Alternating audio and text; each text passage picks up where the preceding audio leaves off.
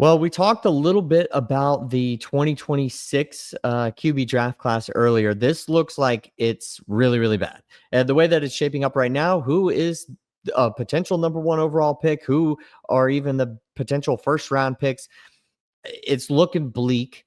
I'll give you kind of the first word on this for, NFL from the NFL perspective. Like, do any of these guys look good? I mean, when you look at some of these other college guys, are they even going to declare?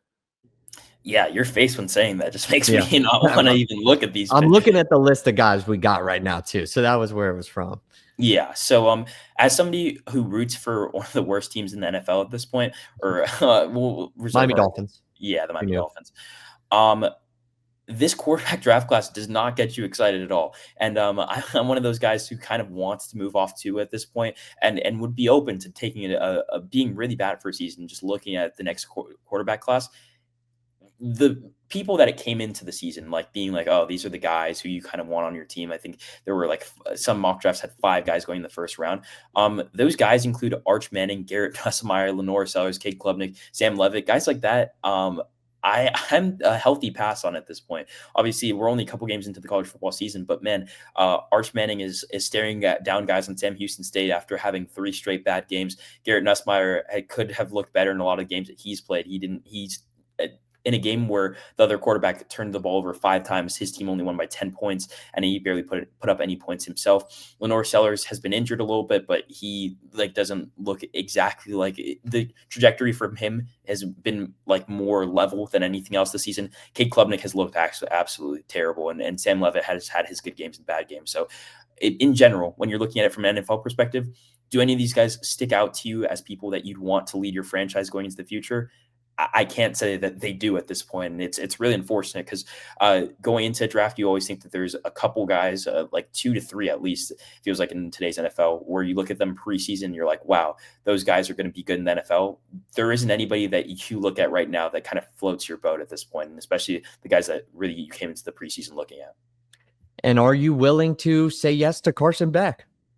I don't know right now, and we're both talking a lot about Miami football, but it's just a wait and see with him. And yeah, you kind of ran through him. I mean, Klubnik not so much. Nussmeier just uninspiring, even though that LSU is winning games. And then Sam Levitt, Arizona State itself kind of fell off the map after the Mississippi State loss. So maybe depending on how they end the year, there could be some rumblings. But then it's like he just feels more like 2027 now, and I don't know. We talked about Fernando Mendoza a little bit earlier. I'd have to double check his situation. I mean, DJ Lagway seems to have also kind of fallen off the face of the earth. He's probably just looking to make sure that his college career doesn't go by the wayside with whatever Florida ends up trying to do. Lenore Sellers obviously dealing with his injury, and South Carolina's 2-2. That not exactly what they wanted this year. They were hoping to take another jump forward. Nico, not definitely not right now, especially the way that UCLA is going. So it's like you're just like, well, I don't know. And Arch Manning, of course, I don't know how I left him to be the last one that I talk about, but that's 2027 if I've ever seen it. I don't know if I even see him potentially trying to like any 2026 buzz building for him at any point, even if he does turn it around. I think the first 4 games here have looked the way they have, and that sticks into NFL GM's mind a lot. And against Sam Houston, he was fine too. So stunting on the defensive players, everything, and what have you, but not there just yet, and that's fine too. It's fine with all of these guys if they're not ready. But for 2026, for these NFL teams, that's a really odd position because, as you mentioned, there's always at least 2 or 3. Yeah, and there's a couple of franchises that are going to be definitely looking for quarterbacks going into this draft, but this is a draft where you might just say there's guys on the defensive side of the ball where you think they're elite talents, and that's where you go with the first couple of picks in the draft. Because genuinely, I don't really see where people go at this point.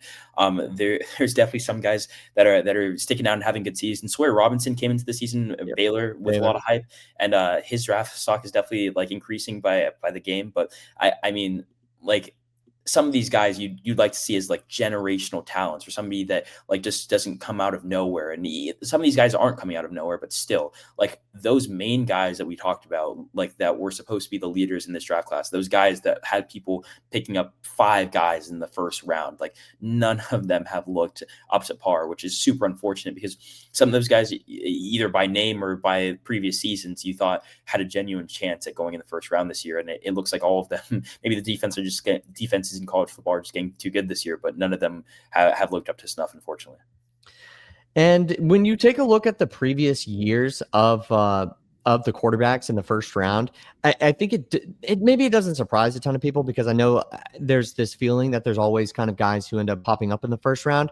But some years it's light, others it's not. You got Caleb Williams. Well, we'll go back 2 years ago. This past year was Cam Ward, Jackson Dart. But a couple years ago, 5 QBs in the first 12 picks. The year before that, you obviously had Bryce Young, CJ Stroud going in the top 2.